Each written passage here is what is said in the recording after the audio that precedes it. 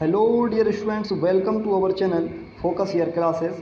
तो dear students, आपकी जैसे कि परेशानी थी क्लास 12 के सीबीएसई बोर्ड के जो छात्र थे उन सभी की एक ही समस्या थी कि भाई रिजल्ट कैसे तैयार होगा। ठीक है, और रिजल्ट अगर तैयार हो भी जाएगा तो ऐसा ना हो कि भाई परसेंटेज जो है हमारा कम हो जाए। ठीक, तो ऐसा आप बिल्कुल ना सोचें। अब आपकी जो फॉर्मूला जो बनाया गया है सीबीएसई बोर्ड की तरफ से, वो एक ऐसा फॉर्मूला बनाया है जिससे आपको जो है आसानी से आपके नंबर भी सही रहेंगे। आपका जो पिछला रिकॉर्ड था उसके अनुसार ही आपको नंबर मिलेंगे, वो परसेंटेज भी बहुत बढ़िया बनेगा। ठीक है ना आपका। तो देखिए अब ये फॉर्मूला क्या है, तो सीबीएसई बोर्ड ने ऐसा फॉर्मूला लॉन्च किया है, यानी कि 30-30-40 फॉर्मूला। ठीक है, ये फॉर्मूला सीबीएसई बोर्ड का है और सुप्रीम कोर्ट ने भी इसको मान्यता दे दी, यानी स्वीकार कर लिया है। तो क्लास 12 का अब ये फॉर्मूला क्या है वो हम समझते हैं। देखिए 30-30-40 फॉर्मूला, तो 30-30-40 फॉर्मूले का मतलब ये है कि 10th क्लास का 30% थ्योरी के मार्क्स लेंगे हम। इसी प्रकार से 11th क्लास के भी 30% थ्योरी के मार्क्स लेंगे, और जो 12th क्लास है उसके भी 40% हम थ्योरी के मार्क्स लेंगे। ठीक है, अब 12th की तो परीक्षा नहीं हुई तो फिर किस तरह से लिया जाएगा। तो देखिए 12th की जो परीक्षा नहीं हुई तो इससे पहले तो परीक्षा हुई थी, जैसे कि अर्धवार्षिक परीक्षा हुई है या इसके यूनिट टेस्ट हुए हैं। ठीक है, तो ये सभी इनके नंबर जो है ना हमें 40% में आ जाए, यानी 30-30-40% का मतलब क्या हो गया कि 10वीं का, 11वीं का और 12वीं का, ठीक है, थ्योरी के मार्क्स यहाँ से लिए जाएंगे। तो अब ये किस तरह से होगा इसमें ये हम समझ लेते हैं। देखिए तो देखिए भाई किस तरह से रिजल्ट तैयार होगा वो मैं आपको बता देता हूँ। जैसे कि आपको एक एग्जांपल के थ्रू इन्होंने समझाया हुआ है, इसी को हम देख लेते हैं। देखिए फिजिक्स का जो रिजल्ट है वो किस तरह से बना है वो आपको बताता हूँ। देखिए तो यहाँ पे जो है ना, जैसे कि फिजिक्स, केमिस्ट्री, बायोलॉजी जो हैं ये अपने प्रैक्टिकल वाले सब्जेक्ट होते हैं, जिसमें 70 अंक होते हैं अपने थ्योरी के, बाकी 30 नंबर किसके हो जाएंगे, प्रैक्टिकल के या इंटरनल असेसमेंट जो बनाए हुए हैं वो 30 अंक उसके रहते हैं। अब ये आपको एक चार्ट दिखाई दे रहा है, इसके द्वारा हम समझते हैं। देखिए इसमें क्या है, फिजिक्स की बात हो रही है। आपको पता है थ्योरी के टोटल कितने अंक करना है हमें, 70 नंबर। इसके बाद जो प्रैक्टिकल है वो आपका रहेगा 30 नंबर। तो इस तरह से 70 ये और 30 ये मिला के कितना बनेगा आपका, टोटल 100 अंक का पेपर पूरा बन जाएगा। ठीक, अब ये 70 नंबर जो थ्योरी के हैं वो कैसे बनेंगे, वो इस तरह से बनेंगे। देखिए 10वीं का मान लीजिए 70 अंक का कोई पेपर है फिजिक्स का, या फिजिक्स नहीं तो उसकी तुलना में आप विज्ञान रख लीजिए, तो 70 अंक का है वो।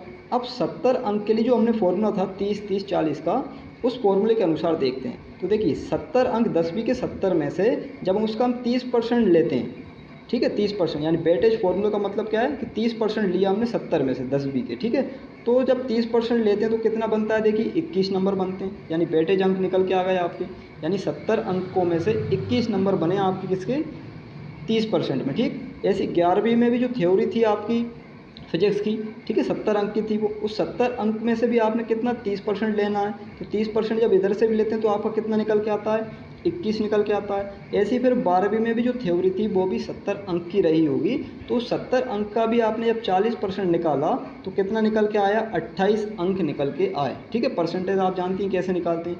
तो इस तरह से ये टोटल जो आए ये आपके वेटेज अंक आ गए, यानी फॉर्मूले के अनुसार 30-30% और 40% लेने के बाद जो आपके टोटल अंक बन रहे हैं वो क्या बन रहे हैं, अब 21 21 और 28। ठीक है, और बाकी ये 30 अंक यहाँ पे क्या है, ये आपके प्रैक्टिकल के हैं। ये 12th क्लास का क्या है आपका प्रैक्टिकल। ठीक है, 30 अंक का। तो थ्योरी के मार्क्स लेना है हमें 11th, 10th और 12th में से, और 12th के प्रैक्टिकल के आपके 30 अंक ये सेपरेट रह जाएंगे। तो कहने का मतलब ये है कि भाई यहाँ पे जो है ना ये 21 और 28 जो आया है, इसको मिला के बन रहा है आपका कितना, 70, यानी इस वाले को पूरे को मिला के बना आपका 70, और ये 30 प्रैक्टिकल को मिला के बन गए टोटल कितने, 100 अंक। ठीक है, तो इस तरह से ये आपकी पूरी प्रोसेस है, इसके अनुसार आपका रिजल्ट जो है तैयार होगा। अब ठीक, अब मान के चलते हैं, मान लीजिए आपके जो 10th क्लास थे उसमें 70 में से कितने अंक थे, जैसे कि इन्होंने उदाहरण में बताया है, यहाँ पर देख पा रहे हैं आप, तो 66 अंक थे मान लीजिए आपके। देखिए 70 में से कितने लिखे हुए हैं, 66।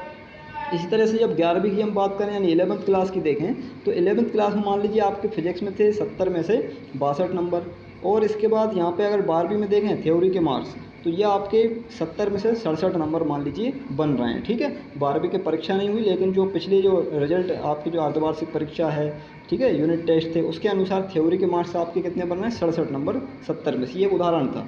बाकी प्रैक्टिकल में आप कितने नंबर दिए 12वीं में, 30 में से 26 नंबर दिए हैं फिजिक्स के अंदर। ठीक, तो अब ये इस तरह से नंबर है, तो हमें कितना लेना है, 30%। जैसे 70 का 30% कितना बन रहा था, 21।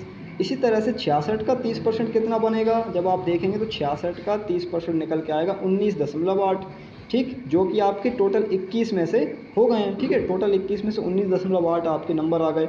इसी तरह से 62 का भी आपने जब निकाला क्या 30% तो कितना निकला 18.6 निकला। ये भी आपके 21 में से हो गए। ठीक, क्योंकि टोटल अंक कितने थे आपके 70 का 21 आ रहा था निकल के 30%।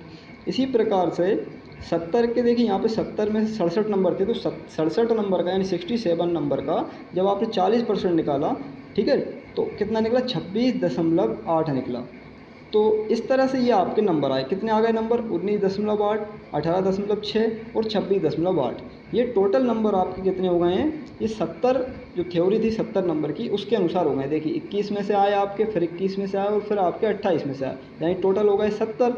यानी 70 में से क्या क्या प्राप्त हो गए आपको, वो सभी अंक जब हम जोड़ेंगे तो आपका कुल निकल के आएगा। ठीक, इसी प्रकार से यहाँ पे 30 में से आपके 26 नंबर हैं देखिए प्रैक्टिकल में।